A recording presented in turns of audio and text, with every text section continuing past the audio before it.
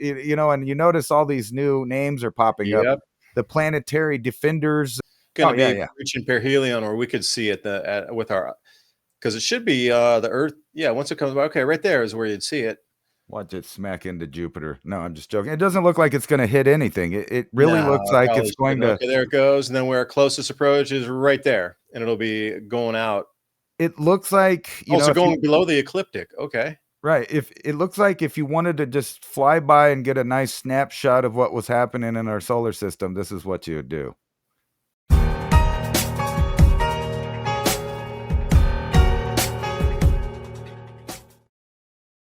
So far, if you're not aware, the dollar has lost 7% of its purchasing power just in this last 1 year alone. That means that everything that you're buying, or at least 7% more expensive. So let's see, that makes sense why my water bill has doubled. The county doubled the price of the water, and also the electricity rising 50%. And my auto insurance, as we talked about last week, had increased a good 10% as well. It's hard to escape these changes. So where does it take us from here is the question. It's kind of like we can see where there's a little wiggle room between now and 2030, but it seems that 2030 is the mark where the world will absolutely shift into something else. Now, we still have 4 years to build ourselves a life raft, for a better term. So that's what we're here to discuss tonight. Thank you for joining us, spending your valuable time here. And I saw a great chart where the Bitcoin price in US dollar was exactly mirroring what was seen in the Weimar Republic, hyperinflation, 1923, about where it was, where it pivoted to that rocket off point where it went from between a 10 and 100 for a US dollar up to a million, then 10 million, and then 10 billion. Kind of, we're in that point where the cusp of 10 turning into 100 over the next few months, 6 months, and then it rockets from there up.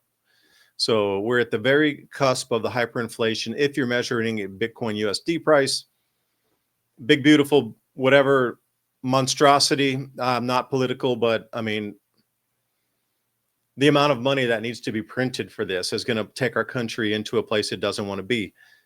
They're going to try to substitute stable coins to, save the US dollar. All that's going to do is confuse people and milk wealth from the general populace as we move through this. So you can choose your party of red, blue, donkey, elephant, but greenbacks is what really the party that we should be choosing. This is going to add 4 trillion over the next 2 years. So if we think we're at 37 trillion, I don't know if you saw the US debt clock. We just crossed over that a week and a half ago. 37 trillion, and this is going to take us to 41 trillion plus. Well past the rollover of us even being able to pay the interest off with everything that is collected in terms of taxes, because we have all the Medicaid, Medicare, all these Social Security, all these other liabilities. And when you add in the revenues coming in from all sources in America, we will not have enough just to even pay the interest. So at that point, what happens is more the question, and you can see why our dollar is devaluing. 7% since the beginning of the year, that would earmark us for something, if it stays the same, at about 14 to 15% by the end of the year that we would have lost in purchase power. And thank you for putting that up there, Ransom. That's very kind of you. U.S. national debt, and I cannot really say much more. The science is in. A clinical trial found that just 10 grams of collagen a day for 8 weeks led to roughly a 20% increase in skin hydration and a 17% improvement in elasticity, while also visibly reducing wrinkle depth. If you want to help improve your skin health, it's clear that collagen is essential. This is why I use multi-collagen, which provides my skin with 5 types of premium collagen to help attack wrinkles from every angle. Plus, multi-collagen mixes smoothly with my morning coffee or tea, and there's no clumping and 0 added flavor. Do yourself a big favor and grab yourself a bag of ageless multi-collagen now for 51% off, only at healthwithadapt2030.com. Plus, by ordering today, you'll receive a free ebook titled The 14 Foods for Amazing Skin, a 60-day satisfaction guarantee, and free shipping with your order. Once again, this offer is only available at healthwithadapt2030.com. And remember to click on that link in the description box below. So since that time, we've already come up 58 billion since the rollover. And that was just literally, yeah, there it is again, the semaphore. That was a great article. If anybody hasn't read into it, it came off a Drudge Report and then it popped right over to this article off semaphore.com. US dollar is on track for its worst year in modern history. Well, if you go back to 1776, does that count as modern history? It does on a 10,000 year time scale since the Younger Dryas era until present. So I don't know, Ransom, take it away. I'm curious what you think about modern history here. It just doesn't really sit well. I know there's a lot of cutting of pork and all these, different things that were found in Doge, and there's a huge amount of cutting, but it's never going to outrun what it is with the entire amount of debt and issuance. And I just don't know how they're going to be able to pull this off without sending us into hyperinflation. So I'll leave it there. Right. There's no telling, but there's no arguing that there's been a dollar bubble waiting to pop long before Trump came along with any of these policies. It's just the way that we do business here in the Federal Reserve United States of America. It's always been like it, and everywhere you go around the world, they're all dealing with their own version of the central banks. So it's they that really have the stranglehold on what's going on. And actually, this big beautiful bill, as they call it, it puts us into way more debt. There's a lot of spending that one could argue, though, that may pay off in the end. There's there's a lot of tax cuts. So kind of there's two sides to every story there. It's just whether or not you're looking at it from which side and which one's actually going to pan out, minus any saboteurs to programs or things like that. There's no doubt that we're cutting a lot of spending, but then again, we're, in other areas, they're doing the exact opposite. We're going to go, full throttle with spending. I was kind of wanting to get into this right here. I don't know if you saw this. You might have seen it. It's the National Blueprint for Biodefense. This is a bipartisan commission on the biodefense of the United States here, and it's the National Blueprint for Biodefense. This is the actual paper right here. The interesting part kind of gets into, let's see here, the scenario. If I can scroll down there, I was trying to make it big so everybody could read it. But down here on number 3, here it is, the scenario. So this scenario, it basically, if you read this, it talks about they have fixed all of the things that they made a mistake with during the last kind of go round of biodefense from the National Biodefense Commission. Well, sometimes, random events seem to coalesce and collide with Collide. Hey, yeah, if colloidal. I can just smush those words together. But that seems to happen. But really, it's funny to look across the thing, because I feel like Nostradamus just sometimes. Remember, when we talked a lot, just basically every week, about AI and how your biometrics will mix up with your driver's license and your money. This is a story out of Tennessee, and I'll get into why I don't like this. It's scary. I'm not defending this kid that's in this story, but anyway, let's just work off of the headline itself. U.S. teen caught bullying could lose his driver's license. Right, so something that has nothing to do with driving. Yep. And this is in Tennessee here. Yeah, being This in is in your Tennessee, state. this is one of the biggest stories going on here right now for like local media. Right, and I can kind of see why. I mean, in a way, because now I know that this is just one instance of one kid doing whatever they're doing, but the idea that something that has nothing to do with driving could affect your ability to drive around. And here's not this Well, one. no, We'll get let me stop you, Ransom. Also, at schools too. They're like, oh, your off school or off campus tweets count as your penalization at school, even though it has nothing to do with school. You never mention the name of where you went. Just your ill thought or your verboten speech is enough to get you suspended or something at schools now. And that goes right back in with the Real ID too, where they want to cross every single agency in the United States. And that's the only possible way this bullying thing could work, is if they're interagency operability and connectivity. And this is the exact this is where it goes right here. This is British police test AI system, and this is another prediction of mine that they would use AI literally for policing people based on different groups of metadata. So metadata from your personal life, metadata from your online digital persona, and etc. Your banking, your political ties, all of that is rolled up into one report. And now they have given this AI system all of this information without your permission. And this is from another country, but it includes data, metadata from every other country. So they're keeping track of everybody, just like China. And we'll get to that because, matter of fact, there's a story I want to get to here about the Chinese. When they come here to the United States, they interviewed a bunch of these Chinese people, and they felt and saw the exact same that they left in China. They saw it here. They saw all the beginnings of it everywhere they went. And they were pointing out that it's literally no different. It's just the other side of the coin. It's presented different. It's camouflaged different, but it's the same thing. So here's And a lot, British. a lot of people are saying the same thing. Anybody that came from a socialist nation Yeah, has this exact same mirrored thought as you're saying there, that they see the workings of it coming right. in here, of things they used to escape. I have a neighbor who's from Poland, and he was telling me, David, is very scary. We left many, many years ago to get away from that. And then, he's late 70s, and he was telling me, and when they were younger and they escaped from that whole communist shenanigans over there, that came here, and he's like, I'm terrified because that has followed us. It's the exact same thing that he saw when he was a younger man.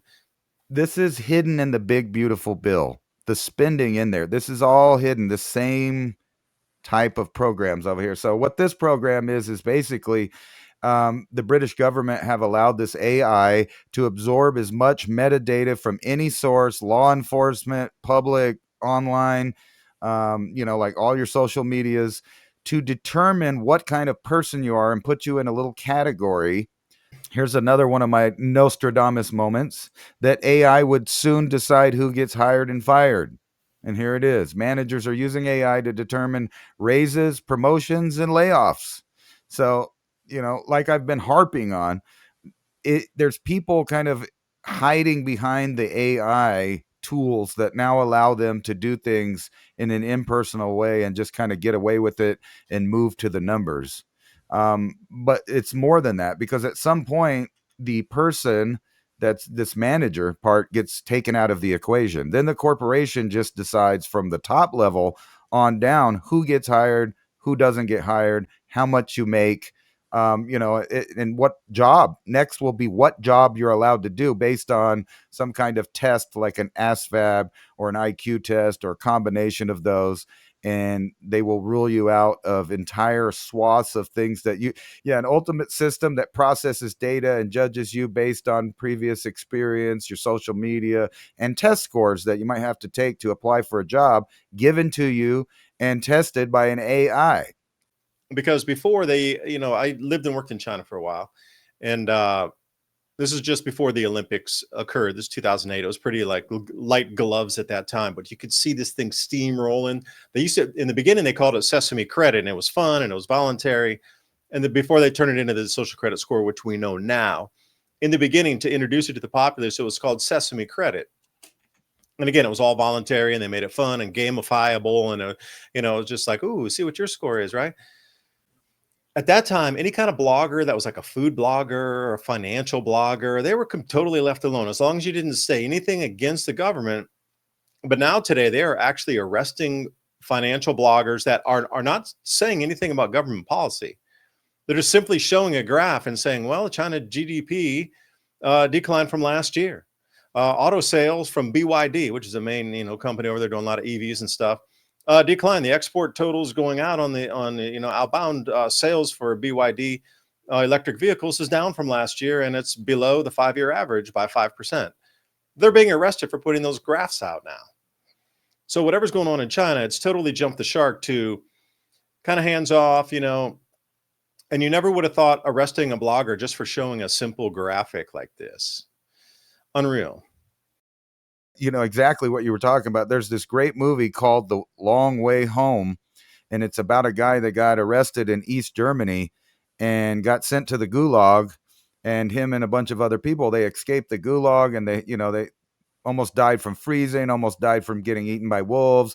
When they got in southern Russia, they almost died from mosquitoes if it wasn't for the local villagers helping them out, telling them what plant to use. And then they had to go through Mongolia and then the desert of China before they eventually walked into freedom in India, and then had to, the guy had to travel all the way around to West Germany. And by the time he got there, they had already started allowing people to come back. So he went back to his house that he originally got arrested from.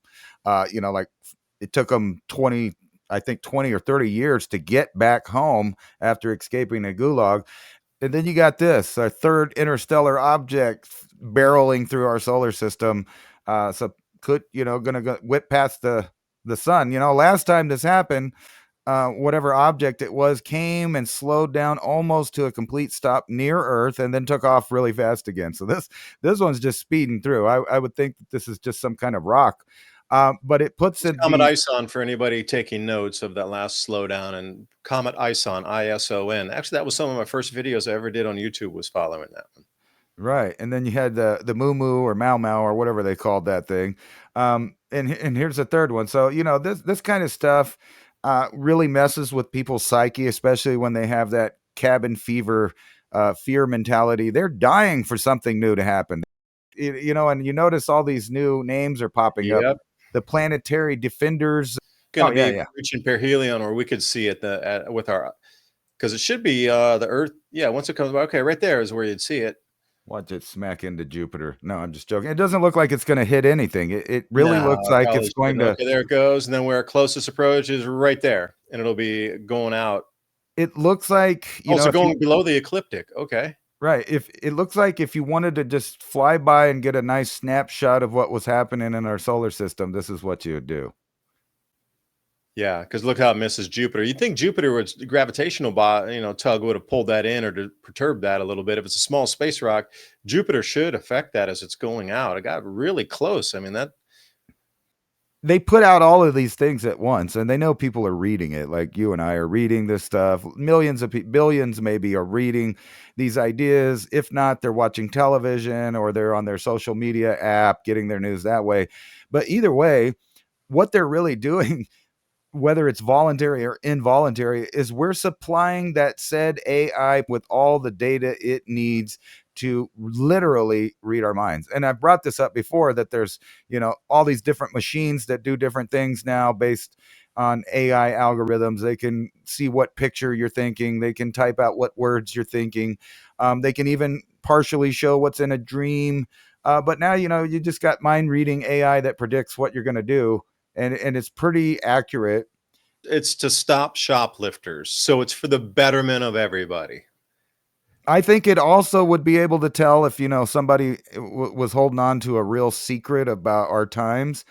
It would know right when they were about to tell everyone, or like if you were maybe stocking up for an event and you did a lot of shopping and prepping, it knows what you're thinking, basically what you plan on doing with that. And then you got this system which takes all that information and puts it into a folder.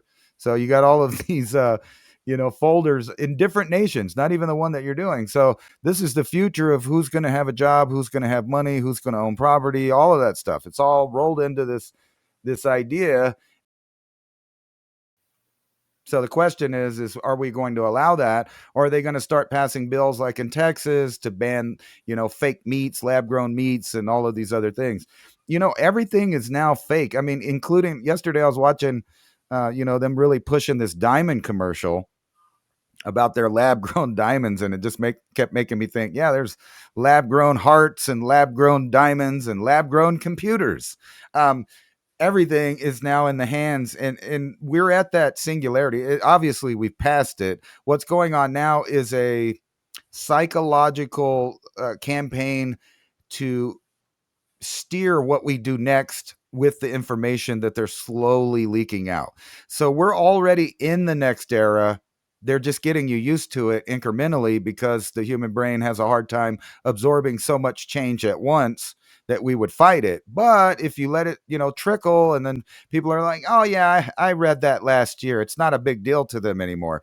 The epiphany that they had about how it's revolutionarily going to change the world you live in kind of loses its lackluster over the year. And then the next year, they impress you with something else. So the question is what are they about to pop out? FDA rubber stamps approval of lab-grown salmon.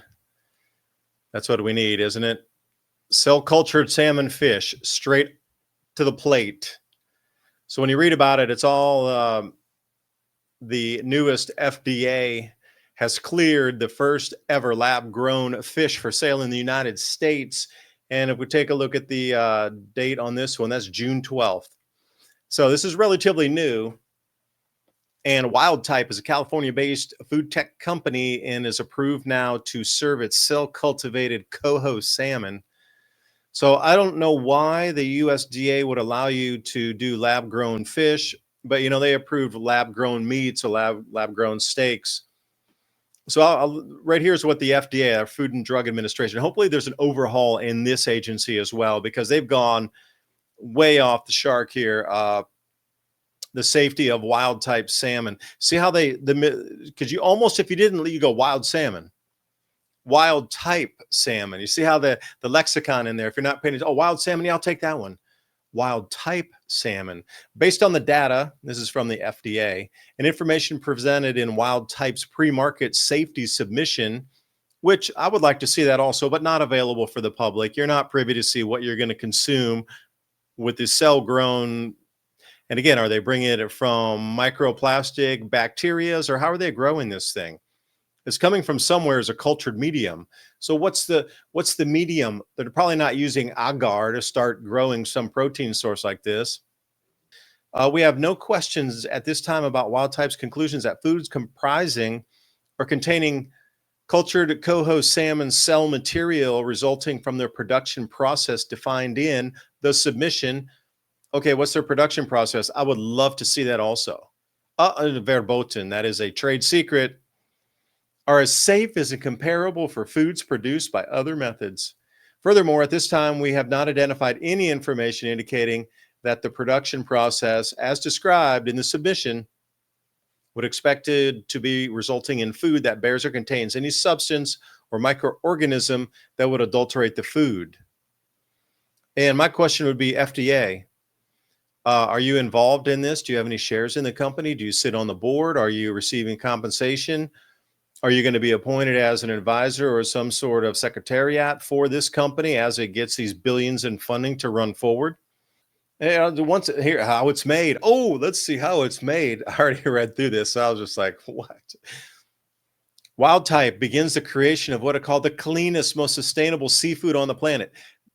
That they've already told us that sustainable is within catch quotas, or within a certain amount of harvesting of acres, or a certain amount of tree density of thinning that forest. Sustainable foods does not in any way, shape, or form ever in the history of us hearing in this green movement over the last 50 years, talking about cultured lab-grown stuff, meats, fish, insects, whatever it is going to be. Sustainable, again, they're using the lexicon that's been defined, that it means taking only a portion of and allowing that population to reproduce at a sustainable rate without over-harvesting a fishery, over-harvesting a forest. It has nothing to do with cultured lab-grown XYZ fill in the blank. And then, by the way, in the fine print, by extracting cells from a single coho salmon, and they can come from muscle tissue or a fertilized egg, and then they belong to a certain lineage. Again, this is all patented, by the way. And then they're going to turn it into connective tissue. Once collected, the cells are placed in a sterile, nutrient-rich environment designed to mimic the conditions inside a living fish. Okay, well, that nutrient-rich environment, I'm curious what the substrate is. Is your substrate involve plastic, oils, or petrochemicals at all? That is a question that we should know as a consumer. What is your substrate? That is the most basic thing. You're going to grow it. What's it being grown on? Is it being grown on paper? Is it being grown on acrylic? Are you growing it on wood? What is your substrate? This is like the most basic information that should be told to us about these lab grown foods that they're trying to push. Yeah, once collected, it's in a sterile, nutrient rich environment designed to mimic the conditions of a fish inside a fish. They multiply in stainless steel tanks, similar to fermenters used in brewing. Over time, the cell mass expands to form what will be the basis of the finished product. Okay. Combined with a small number of plant-based ingredients. Are they GMO? Are they not GMO? What plant ingredients are there? I mean, if you're going to go industry like, secret, trade secret stuff, okay, soybean, just tell us what it is, soybean. And then our minds can go, is it GM soy? What kind of soy? What, you can get different kind of seeds for soy. Is it red soy, yellow soy, green soy, black soy? I mean, what kind of soy? There's a lot of different kind of soybeans around the world, believe it or not. Help fine tune the taste and color, giving it a sushi grade look. Okay. For the gelatinous base to give it that feel. I mean, what are you using for that? Like the plant, they're saying right here, plant-based scaffolding. So they're giving it a lattice to grow on and attach to. I want to know what that lattice is made of. But again, there's so many things that we should know about in this, but they're not letting us know. And I want to know why. Basic. Think about this. If they're growing, big batches in glass, now they're telling us that all the glass made now, it leaches more plastic than the plastic does. I know, isn't it? It's crazy. It's hard to even fathom that when you're talking about something that's silica based that comes and there's plastic in it, Right. It's one of those things like I went out of my way for probably the last 20 years to drink in glass and have glass containers and all that. And now they're telling me, oh, well, we mixed a lot of plastics in there. It's been leaching plastic this whole time. You're not going to get away from it. But the whole spectrum of this is one into the other.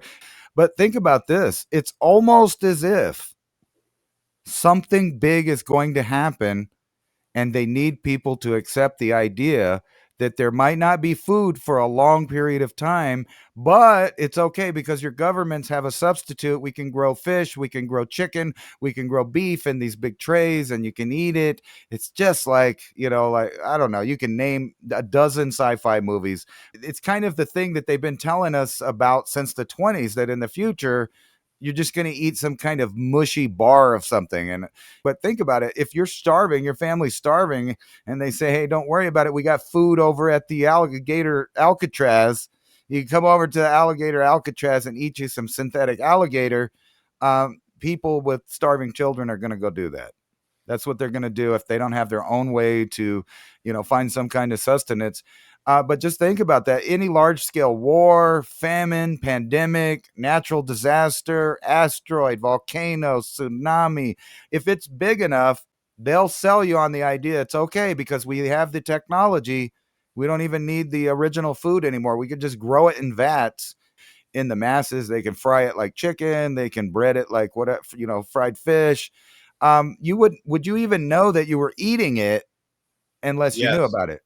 Yes, you would. The texture would be different. And the onset of an ice age But if you were a would be kid, that though, same terrifying event. if you were a kid that's not used to No, eating you would never T-bone know as a kid. steaks, That's all you would know. If you were an adult, you could taste the difference in the texture and maybe the flavor. right? Second, so if you brought somebody from, say, the 1920s or 1930s and had them taste chicken McNuggets, that's kind of the same thing as having our young kids starting to dive into this lab grown whatever. What is it? I love it. I No. love it. It tastes so good. Can I have another one? It makes me want to eat 5, 10, 20, 50 of them. I just can't stop eating these things. They're so good.